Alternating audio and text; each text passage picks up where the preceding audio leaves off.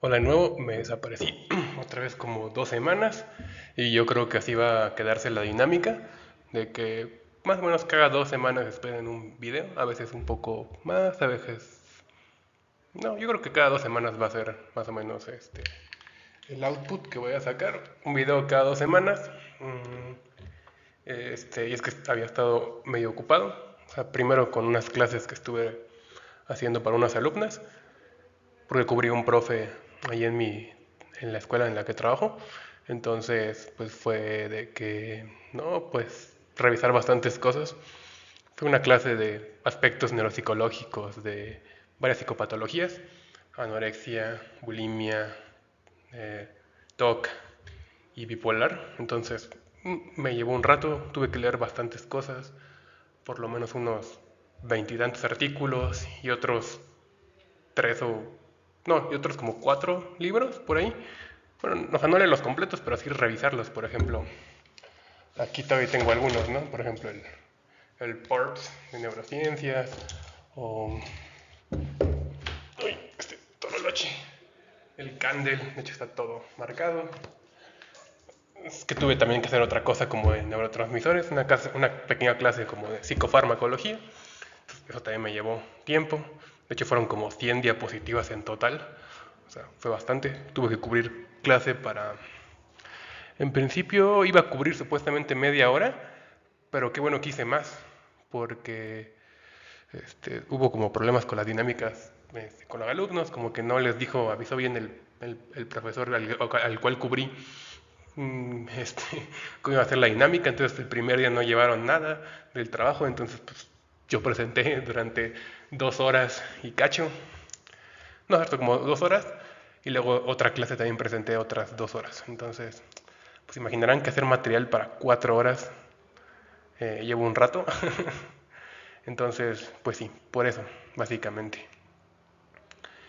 Y pues, ¿qué más les tenía que decir antes de que empecemos? Ah, sí, bueno, al fin vamos a hablar de Galperin. Es un autor que pues me ha marcado bastante, me gusta bastante. Los que me conocen saben que le tengo bastante aprecio a Galperin, a pesar de que pues últimamente pues soy algo crítico de la obra de Galperin. Eso no quiere decir que no la aprecie, ¿no? O que no me parezca importante su obra. De hecho, como van a ver en, en algún punto, pues tengo un artículo sobre Galperin en Frontiers y pues digo, al final de cuentas, a pesar de que en como un mes sale un artículo que es crítico con Galperin, aún así estoy hablando de Galperin porque me interesa Galperin y creo que es relevante en la psicología dialogar con él. Ajá. Aunque sea un poco a partir de los errores de Galperin, pero el diálogo con Galperin y otros autores. Entonces, bueno, o sea, solo para que quede en cuenta que si soy crítico, en realidad soy crítico, pero constructivo. Me aprecio a Galperin, aprecio mucho de la historia cultural, a pesar de que en realidad puedo ser algo crítico con ellos, como van a ver en ese artículo que sale en un mes. Espero presentárselos por aquí. Está bastante padre. La gente que lo ha leído le ha gustado hasta ahora, entonces, chévere. Bueno, pues continuemos. Lo primero que vamos a ver son unas consideraciones preliminares. No voy a tocar los aspectos filosóficos del todo, porque no me da tiempo. Yo creo que los presentaré ahora que salga ese artículo que les digo. Va a ser como parte presentar cosas de Galperin a nivel filosófico y presentar pues, el propio artículo, que yo creo que les va a gustar. A mí me gustó muchísimo y las personas que lo han leído hasta ahora pues, me han dicho buenos comentarios. Entonces, digo, no son muchos, ¿verdad? Son una lista muy chiquita de personas, pero pues se los pasé a algunas personas que son como expertas en el tema y otros otros profesores míos que les interesó. Entonces dije, ah, pues está bastante cool, ¿no? Y a todo el mundo le ha parecido bastante bien. Y espero presentárselos, les digo que como en un mes. Ahora por eso de que andemos por ahí de Día de Reyes o por ahí, yo creo que les haré un video de eso. Espero. Pero bueno, sigamos. Eh, Aquí lo primero que sería bueno considerar es dónde poner la obra de Galperin, porque bueno, Galperin es un Es distinto. A veces no se notan las diferencias. Se quiere hacer como que es exactamente un continuador directo eh, de Leontiev o un continuador directo de Vygotsky. Pero no se notan las diferencias entre los autores. Y, por ejemplo, ¿es diferente de Leontiev? Sí. ¿Es diferente de Vygotsky? Sí. ¿En qué sentidos es diferente? No, no lo voy a tocar tanto a detalle, pero les voy a dar un pequeño, como una pizca de qué es. Ajá. Bueno, para empezar, es similar a Leontiev en el sentido de que ambos están dentro de una aproximación de la actividad. En eso se van a centrar. Eso incluye sus componentes de la actividad como las acciones y las operaciones que los constituyen. También tienen mismas ideas similares sobre cómo emerge esa actividad. Sin embargo, a diferencia de Leontiev, Galperin se va a centrar en el aspecto orientativo y no en el aspecto ejecutivo. Ahorita vamos a ver qué es eso. Por otro lado, ¿es similar y diferente a Vygotsky? Sí, similar en el sentido de que se centra en desarrollar esta parte de la internalización, que es un concepto importante de Vygotsky.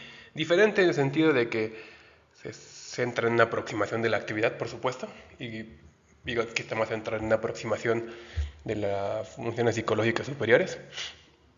Entonces, en ese sentido, son diferentes, pero son bastante similares, sobre todo al Vygotsky del segundo momento de su obra, que sería el Vygotsky que la mayoría de la gente conoce, que sería el del, asociado a este libro de las funciones psicológicas superiores, ¿no?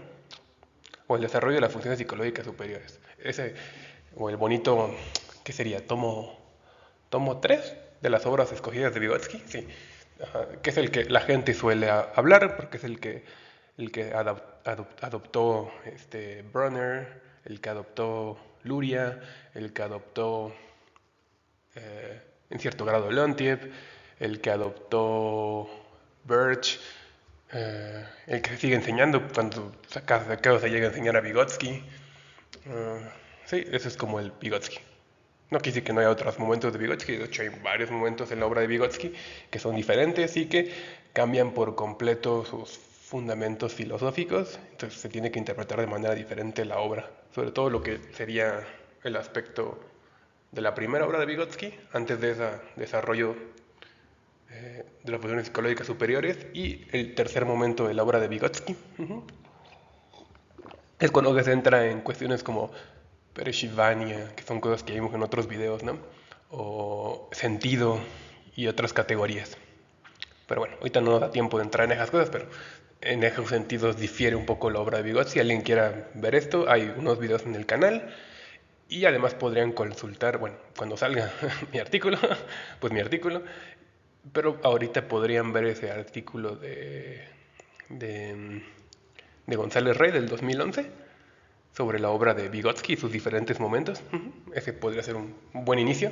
También tiene un libro completo sobre cuestiones de ese estilo, pero pues a lo mejor es un poco denso, sobre todo si no están familiarizados con tan a fondo con cuestiones de la teoría histórico-cultural y de la actividad y su historia y sus diferentes momentos, autores y demás. Puede ser un poco abrumador. La verdad yo lo tuve que leer casi, yo creo que 2 veces y varias veces repasar ciertas secciones para poder sentir que lo entendía. Ajá, y obviamente volver después de haber leído varios autores. Pero bueno, les recomiendo ese pequeño texto de, de, de González Rey. Y cuando salga el mío, pues el mío. Pero bueno, esas podrían ser las, digamos, las diferencias, las similitudes y dónde insertar más o menos la obra de Galperin. Con sus dos referentes más sonados, que son Leontiev y Vygotsky. No quiere decir que no lo podamos ubicar con otros autores, pero pues, sería mucho rollo, ¿verdad? Ahora, ¿qué es el aspecto ejecutivo y el aspecto orientativo?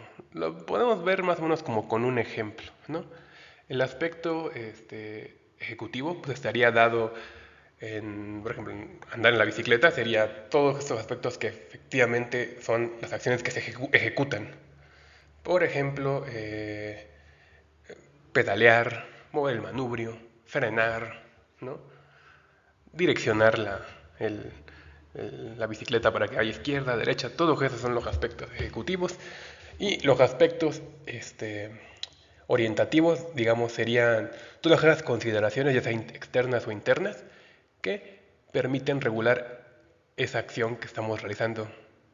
Es decir, es todo el aspecto, bueno, interno cuando ya está internalizado, eh, pero también puede ser externo como cuando alguien te regula desde fuera y te va diciendo, oye, muévelo a la izquierda, a la derecha, no, cuidado con el tope, no, cuidado con el, con, con el bache, cuidado con los que van a tu izquierda, los vas a atropellar, ¿no? Como tu mamá o tu papá te van diciendo ese tipo de cuestiones y nada más te estresan más de lo que ya estás. Pero ese tipo de cuestiones son cuestiones orientativas. Ajá. Ahí sí podríamos más o menos como diferenciarlos. Espero que sea claro. Si no, ahorita de todas maneras vamos a ver más a detalle esto. Nos vamos a centrar sobre el aspecto orientativo, porque es el que les digo que le interesa a Galperin y sobre el que gira su obra, y no tanto sobre el aspecto ejecutivo, porque el aspecto ejecutivo, como nota Galperin, en realidad si nos centramos en eso, estamos perdiendo el aspecto de lo psicológico realmente. Ajá. Estaríamos más bien viéndonos como una suerte de conductistas que se centran en las conductas manifiestas, ¿no? Pero no estaríamos siendo como tal psicólogos, ¿no? Ese es como de hecho, una de las críticas que le hace a Leontiep. Uno que podría pensar que Leontiep es el más antisistema o lo que sea. Pues son construcciones ahí imaginarias de Leontiep, pero bueno, la obra de Leontiep como se ha usado, pues puede ser como considerado como antisistema, una obra que permite eh, ser usada para aspectos políticos y demás y otras cuestiones donde pues, si la analizamos sobre todo antes de su último libro, ni siquiera se centra en aspectos psicológicos como tal, sino más bien como en aspectos conductuales o ejecutivos, como dice Galperi. Ahora, la orientación. Galperin la entiende como compuesta de dos elementos muy importantes. Uno de esos son los aspectos operativos y otros son los aspectos motivacionales. Ujú. El aspecto operativo u operacional se va a entender como compuesto de diferentes elementos. Va a estar compuesto de una imagen de la situación o un modelo de la situación. ¿Qué es eso? Un modelo de la situación es, por ejemplo, si lo viéramos como en un problema matemático, sería todos estos elementos que estás viendo del problema, que las variables, que las condiciones del problema, que los partícipes del problema, los agentes del problema matemático, son todas esas cosas. Luego tendrías las potencialidades de esos elementos que están en la situación. Por ejemplo, ¿qué puedo hacer con la variable velocidad? ¿Qué puedo hacer con la variable tiempo? ¿Qué puedo hacer con los agentes que están interactuando? ¿No? Por poner un ejemplo muy sencillo. ¿No? Otra cuestión es como la planeación de lo que va ocurriendo en ese problema. Y finalmente tenemos el aspecto de lo que suele llamar la base orientadora de la acción, que digamos son esa serie de pasos, esa serie de algoritmos que va realizando la persona para efectivamente ejecutar la acción. Ahorita vamos a ver un poco más a detalle esta cuestión porque aquí lo importante es notar que aquí estamos hablando de la base orientadora de la acción, o sea, estamos hablando de lo que usa el sujeto para regularse y hacer esa acción. Y esa serie de algoritmos que va a ejecutar. Que no debe confundirse con el aspecto que ahorita vamos a ver, que es el esquema orientador de la acción, que más bien tiene que ver con el aspecto pedagógico y que sirve para conformar esta base orientadora de la acción que es del sujeto. Eso ahorita lo vamos a ver, pero es una cuestión que luego se confunde muy horriblemente, entonces usan arbitrariamente una o la otra palabra cuando Galperin es muy preciso. En unos artículos, ahorita no me acuerdo del nombre, pero es un artículo por ahí del 80 y algo, donde sí dice, oigan, no la confundan, ya me harté de que la confundan, una cosa es esta parte externa que está usando la persona, que le está enseñando el sujeto para que pueda orientarse, y otra cosa es la que el sujeto tiene en su cabeza y a partir de esa se orienta en el mundo. Son cosas diferentes. Ahora, el aspecto motivacional. Este lo va a comprender en tres diferentes tipos de motivación, que sería aprender cuando aprender y que este aprender sea un medio para conseguir algo más. Por ejemplo, cuando ustedes aprenden y aprenden para obtener ganancias, o aprenden algo porque lo pueden capitalizar, o aprenden algo porque sus mamás les van a dar algo, o aprenden algo porque el profe les aplaude, o aprenden algo porque... ¿me explico? Otra cosa es aprender por competir, o sea, como cuando tiene una cualidad deportiva intrínseca asociada, por ejemplo. Yo voy a aprender a hacer esto para ganarle a Juanito. Yo voy a aprender a- a andar en bici porque le quiero ganar a mi hermano Juan en las carreritas. Por ejemplo, ese podría ser otro tipo de motivación, por competición. Por ejemplo, para salir en el cuadro de honor o alguna cosa de ese estilo. Y la otra sería aprender por el mismo placer de aprender. En realidad, les voy a ser sinceros, Galperin jamás da buenas diferenciaciones, buenos ejemplos sobre estas cuestiones. Solo lo trata de manera muy vaga en sus conferencias. Es una página o página y media de todas las conferencias y ya no vuelve a tocar el tema. A pesar de que promete tocar el tema, no retorna al tema. Es un poco horrible.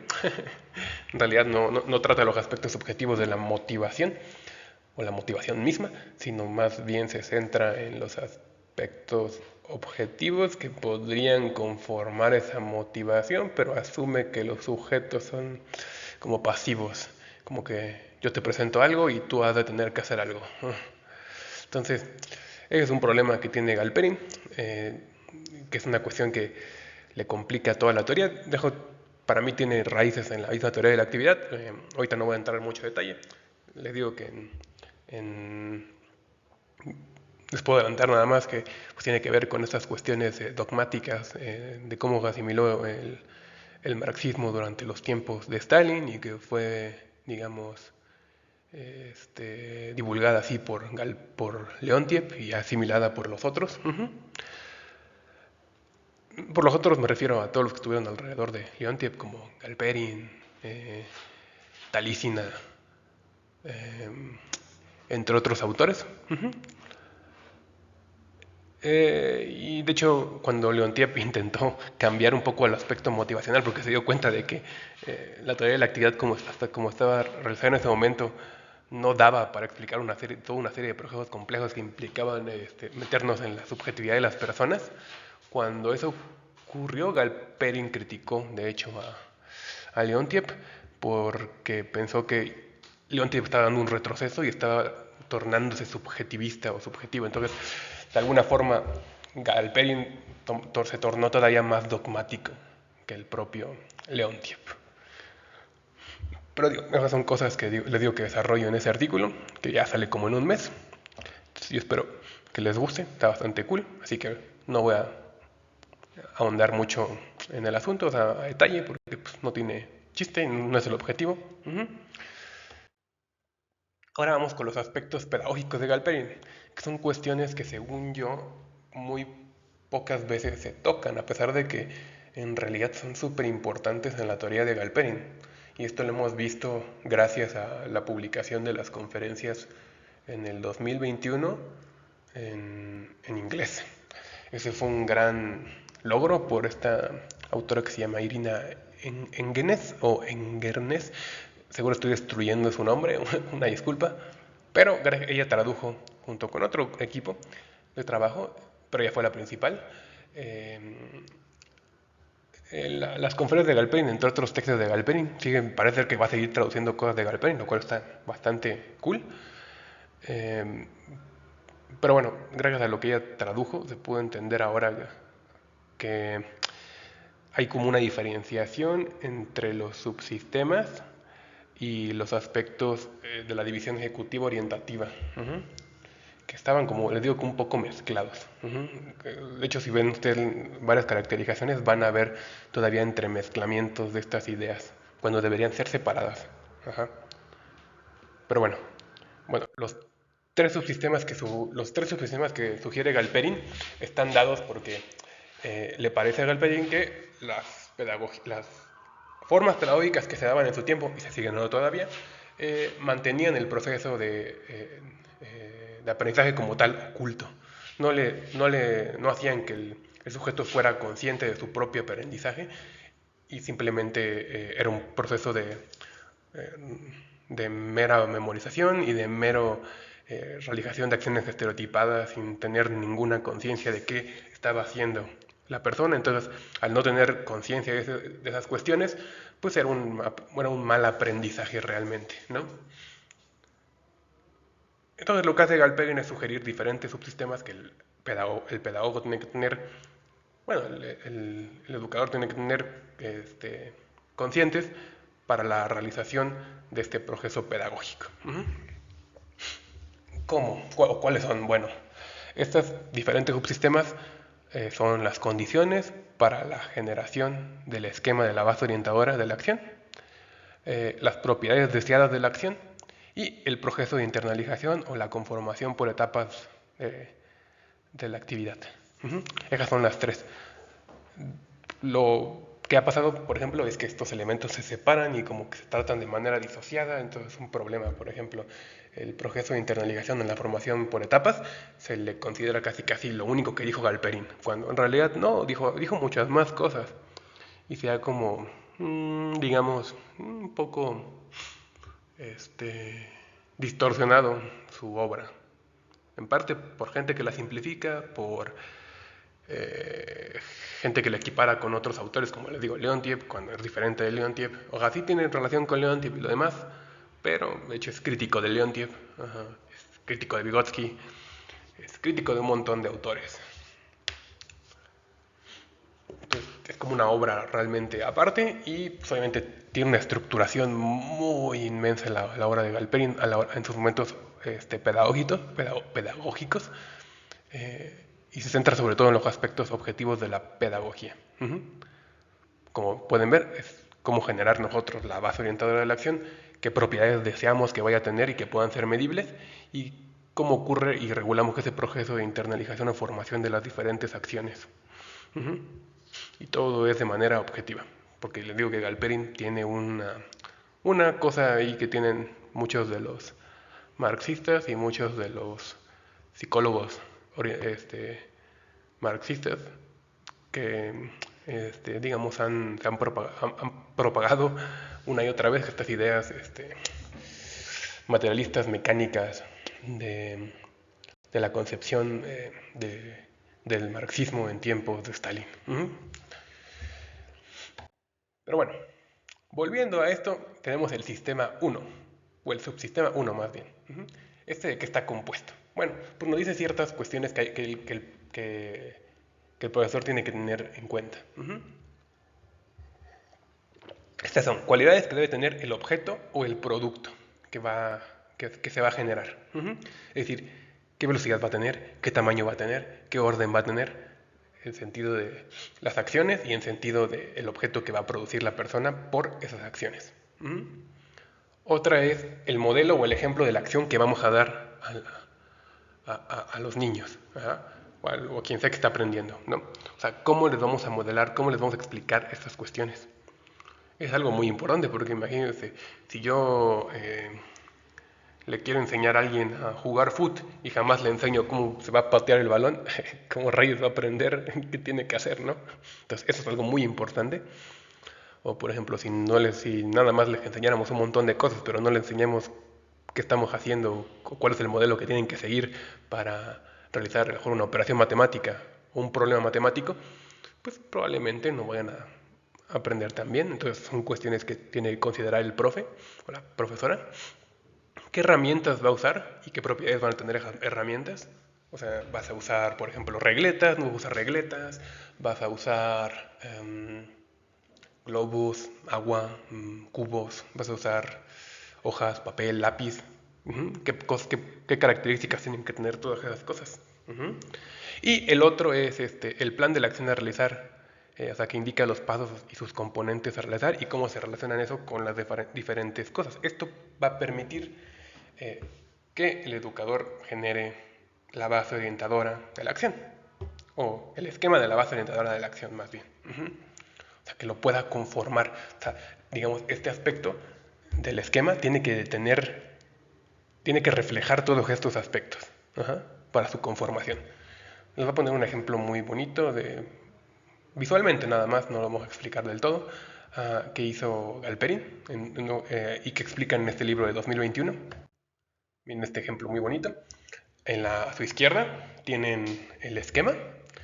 En este esquema es un esquema que hizo Galperin o que aplicó en un experimento donde pues les da esta serie de pasos y puntos que tienen que marcar para identificar diferentes tipos de iglesia. Las iglesias que están identificando son como ese estilo que ven en la región superior derecha. No sé si se voltea esto, pero bueno, yo lo estoy viendo como región superior derecha. Entonces, ¿qué es esa cosa que dice que tiene foundations, la caja o box? Ahora sí que los cimientos, la caja, el techo, una cosa que le llaman el drum, que supongo que es donde la parte más extrema de la iglesia, y luego la cabeza que tiene algún adorno, ¿no? Entonces, lo que hizo Galperin fue enseñarles a las personas, a estos niños si no me recuerdo, de primaria, cómo analizar diferentes iglesias de diferentes tiempos. Una de las cosas que hizo al principio fue, de hecho, hablarles sobre las iglesias, sobre sus características, etcétera, modelarles cómo iban a hacer eso, ¿no? Y posteriormente pasarles a dar el esquema orientador de la acción y que pasaran a usarlo para analizar diferentes tipos de iglesias. Y lo que ven hasta abajo es algo que poco se ha hablado. Yo no he visto realmente a nadie que hable de esto y que Galperin hable de esto más que en ese punto, pero él le llama digamos, el esquema orientador del pensamiento, que se puede agregar junto con lo que sería el esquema de la base orientadora, o el esquema, sí, del esquema de la base orientadora de la acción. ¿Qué hace esto? Bueno, lo que dice o lo que hace este pequeño esquema orientador del pensamiento es que le permite a los que están aprendiendo darle más sentido a ese esquema que están viendo, o sea, el esquema orientador de la acción. ¿En qué sentido? Porque miren, si ustedes ven simplemente el esquema orientador de la acción, van a ver que de hecho empieza con las bases, luego con la caja, luego con el techo, luego con lo que llaman el tambor, lo que sea, y así, ¿no? Sin embargo, eso no te explica cómo deberías iniciar a analizar como tal el objeto, o sea, en este caso la iglesia misma, ¿no? O sea, cómo empezamos a analizar esta iglesia. Lo que está indicando este diagramita que dice, ve de la derecha hacia la izquierda y de abajo hacia arriba, es, digamos, lo que uno tendría que hacer para analizar la iglesia. Tú tendrías que iniciar desde abajo, desde los foundations, hacia la izquierda e ir subiendo hasta llegar a la cabeza. Eso es lo que está indicando eso. Es algo muy importante porque como tal, dice Galperin, esta cuestión diferencia a los humanos de las máquinas. ¿En qué sentido? Pues que una máquina no necesita ese tipo de clarificaciones, ¿no? Una máquina simplemente con que tú le pases los pasos, pues los va a seguir, no importa que los entienda o no los entienda, simplemente va a seguir los pasos y los va a ejecutar. Es un vil algoritmo, ¿no? En cambio, las personas realmente tienen que entender y tienen que comprender qué es lo que están haciendo y cómo lo van a hacer. Por eso el esquema orientador del pensamiento, cuestión que para Galperin era como lo que diferenciaba a una máquina de una persona. Bueno, ese es el ejemplo. Obviamente de aquí hay muchas opciones, seguramente ustedes pueden buscar en internet y hay múltiples ejemplos sobre esto. Van a ver algunos donde les enseñan las cuestiones de unidad, medida, am, cuestiones de cuestiones para hacer acciones tipo motor o cuestiones con marcas en el piso. Van a ver también cuestiones, ¿qué más? Otros aspectos como leer, como aprender a decir o analizar fonológicamente algo, etcétera. Van a haber muchísimos ejemplos que se basan en esta misma idea de Galperin, ya sea por el uso de un esquema orientador de la acción o un esquema orientador del pensamiento, a pesar de que no los discriminan.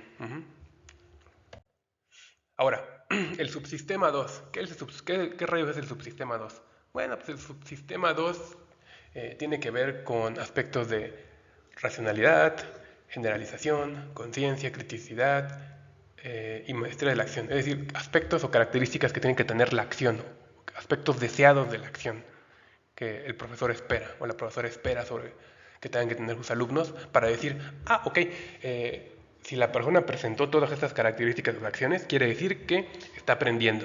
Ujú. Digamos, son como criterios que permiten evaluar el desempeño. ¿Cuáles son? Bueno, pues Galperin dice toda una serie de ejemplos. Uno de estos son racionalidad, que es básicamente que la persona sea capaz de identificar las acciones y sus relaciones. O sea, bueno, bien, identificar los objetivos de las acciones, o sea, por qué se hacen las acciones, ajá, y qué relaciones guardan esas acciones con el objetivo. Ujú. O sea, ¿por qué rayos estamos haciendo estas acciones? ¿Las hago porque sí o no?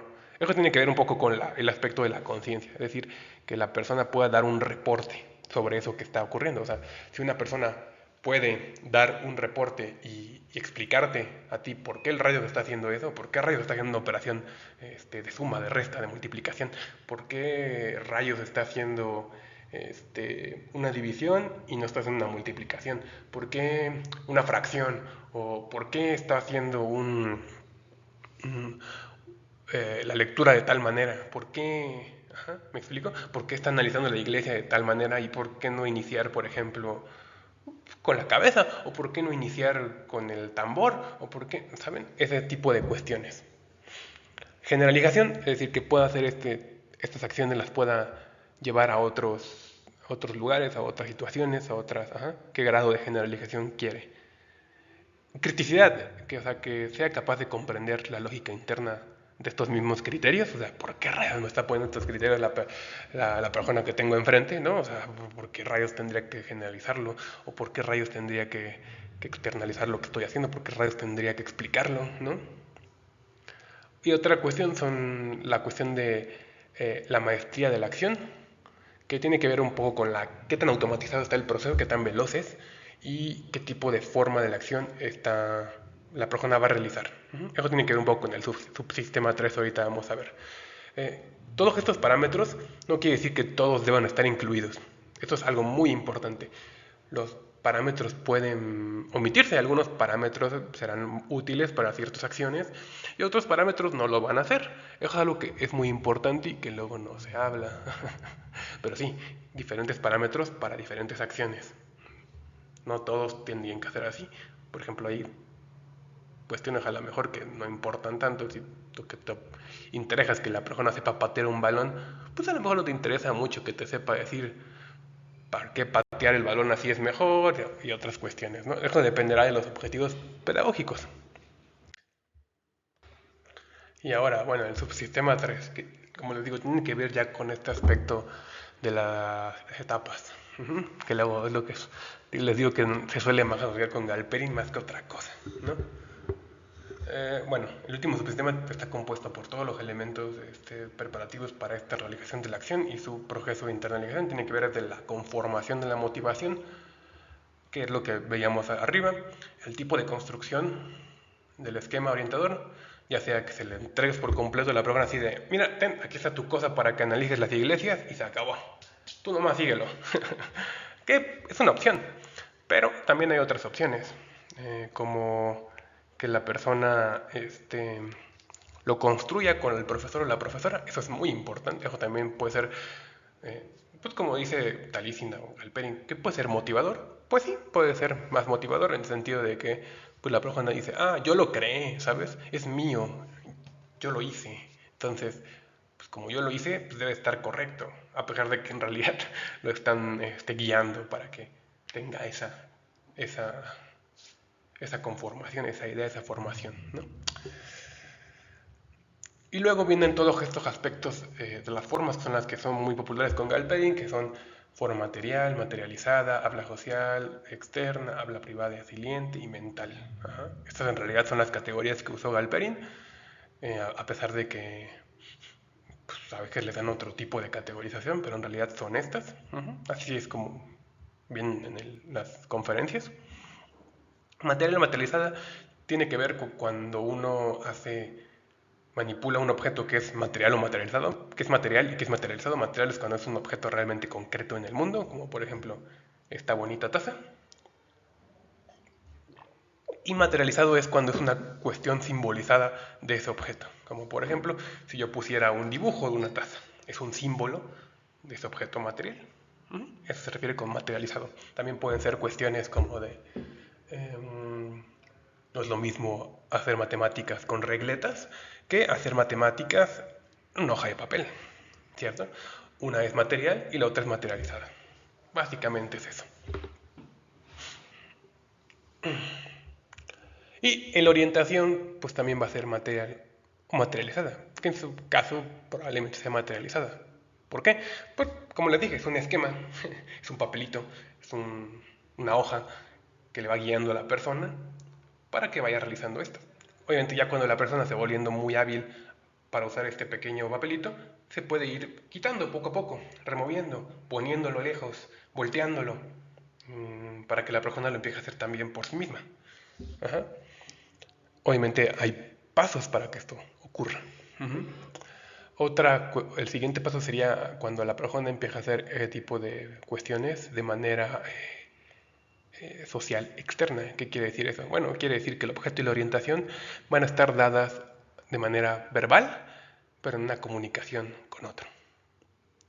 Como cuando los profesores y las profesoras hacen preguntas y respuestas con su alumno sobre alguna cuestión que están realizando.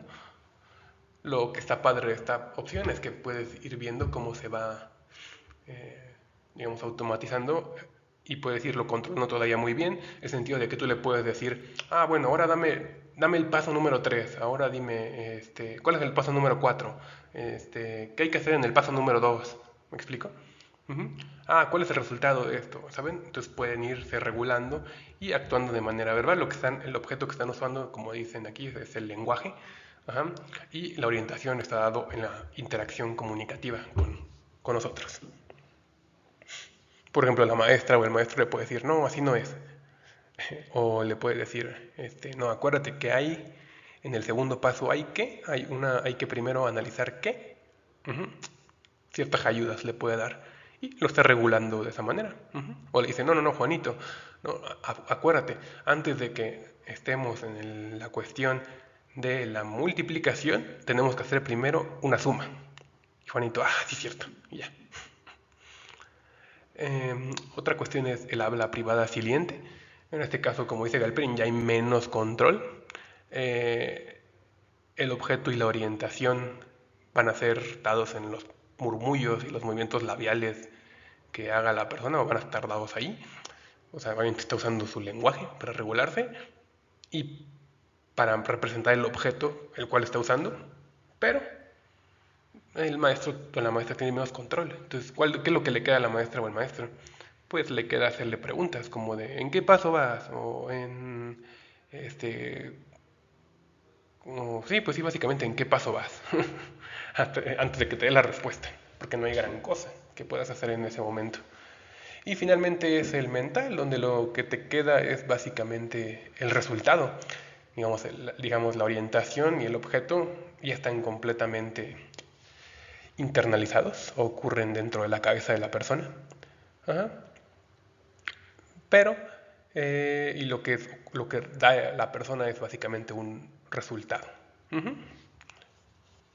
Yo tengo problemas con esta idea un poco con la idea de internalización de Galperin. Ajá. En el sentido de que estoy más de acuerdo con otros autores de que la internalización no hay que entenderlo como si no hubiera procesos psicológicos y que se formaran hasta el final, los procesos mentales, sino que simplemente van cambiando la forma en que los procesos psicológicos de la persona sirven para regular estas acciones. Entonces, digamos desde los procesos psicológicos que están orientados a generar acciones materiales hasta los procesos psicológicos que están orientados a generar acciones mentales. Ajá. Entonces, digamos, si tienen esa dirección de material a mental, pero no tienen como tal el efecto de conformación hasta el final, sino que ya los propios procesos psicológicos nomás están cambiando su organización. Uh-huh. Eso es lo que sería, yo creo que la mejor manera de comprender esto, no tanto como lo hace Galperin y Leontiev. Pero digo, ya podrán checar ese bonito artículo que sale en un mes. Ahí viene como más detalles sobre esta cuestión. Y creo que son bastante relevantes para entender qué entendemos por internalización. Y finalmente, pues nada más quería comentar que, bueno, yo hice un artículo que está en Frontiers in Psychology, que de hecho lo pueden checar, está disponible si ustedes ponen eso, Galperin y mi nombre, seguramente sale, o si ponen mi nombre, lo pueden encontrar. Y básicamente es una propuesta, como dice ahí, de cómo sistematizar este proceso de internalización. ¿Cómo? Pues me guío un poco nos guiamos a ir un poco con esta idea de, de la literatura del habla privada y aprovecharla para poder codificar el lenguaje de las personas, ya sea que fuera habla social, que correspondería con esta forma de la acción, digamos, que ocurre en diálogo, hasta procesos de habla privada, ya sea más audible o inaudible, para diferenciar como pasos, y finalmente mental, ¿no? Entonces, además de que habría, por supuesto, la clasificación de que la persona lo está haciendo de manera materializada. ¿Cómo sería más o menos esto? Pues imagínense que queremos conformar algún proceso psicológico en la persona. Uh-huh. Entonces, una forma de poder tener un análisis estadístico de esto, pues sería a partir de ir trazando, digamos, el proceso de desarrollo y irlo haciendo a partir de codificar, digamos, que tantas veces la persona realiza estos diferentes actos a lo largo de la realización de la acción deseada, ¿no? Por ejemplo, en un primer instancia podremos codificar cuántas veces la persona tiene que usar eh, la base orientadora, o más bien el esquema de la base orientadora. Uh-huh. Posteriormente, cuando se vaya quitando, podremos empezar a monitorear su habla, es decir, a partir de la codificación del habla privada que se suele usar en estos tipos de estudio, ir categorizando, dependiendo de cuál se presente más o menos, o cuál sea más dominante, si está en una forma de la acción de habla social, una forma de la acción de habla privada audible o inaudible, ahí lo extendimos un poco, o si de plano no presenta ninguno de estos, si lo hace de manera mental. Uh-huh. Obviamente para la cuestión de lo mental habría que tener como mayores consideraciones, como ver que realmente la persona lo esté realizando de manera más eficiente que como lo realizaba antes, y ver si lo puede, si tiene mejores resultados. Porque si eso no está ocurriendo, quiere decir que en realidad lo está haciendo al chilazo y no está haciéndolo de manera mental. O sea, no ha ocurrido este proceso de internalización. Uh-huh. Entonces, digo, esa es la idea que tuvimos en este pequeño artículo. Si lo quieren consultar, digo, se los dejo abajo. Igual saben que si ustedes checan la descripción del canal, ahí está mi link de ResearchGate, ahí lo pueden descargar y pueden ver otras cosas que tengo por ahí, sin problemas. Y pues eso es todo. Nada más les quería compartir eso. Estas son las referencias. Y pues eso sería todo. Espero que tengan una bonita noche, un bonito día, no sé cuándo sea que estén viendo esto. Y pues gracias por suscribirse, ojalá hayan llegado hasta aquí. Y gracias por pues, ver el canal y comentar. Yo sé que no toda la gente comenta, pero pues los y las que han dejado un comentario les contesto y les agradezco. Y pues sin más, me despido, nos vemos, cuídense.